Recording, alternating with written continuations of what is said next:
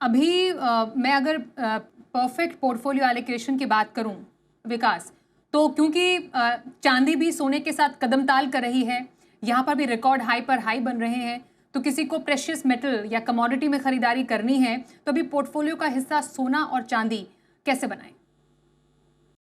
देखिए स्वाति, जब हम पूरे पोर्टफोलियो को लेते हैं और उसमें अगर हम ये देखें कि मेरे पास 100 रुपीज है, मुझे किस तरीके से एसेट एलोकेशन करना चाहिए, तो कोई ये थंब रूल नहीं है या कोई फिक्स रूल नहीं है। बट जनरली क्या होता है कि आप 35-40% रियल एस्टेट कर लें, अनदर 35-40% जो आपका है वो लिक्विड एसेट्स हो सकते हैं, म्यूचुअल फंड्स हो गया, फिक्स्ड इनकम प्रोडक्ट्स हो गए या अदर लिक्विड एसेट्स।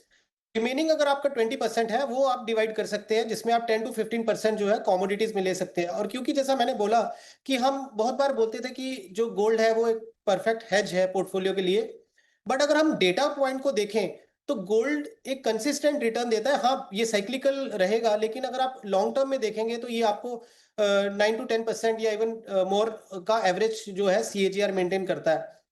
अब 15-20% मुझे लगता है कि मैक्सिमम अगर किसी का रुझान गोल्ड की और सिल्वर की तरफ है, तो कंबाइंड अगर आप देखते हैं तो मे बी 10 to 15% या थोड़ा ज्यादा एग्रेसिव लेने चाहते हैं तो 15 to 20%।